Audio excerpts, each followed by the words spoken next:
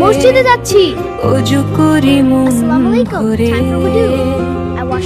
আল্লাহর পথে দূরে নামাজ শেখায় শৃঙ্খলা সময় মানে প্রতিদিন মনের কালো মুছে যায় পথ দেখায় দিনের দিন মা বাবার সাথে কাঁধে কাঁধ সেজদায় নত মাথা নামাজ পড়ে শান্তি পায় দূরে যায় সব ব্যথা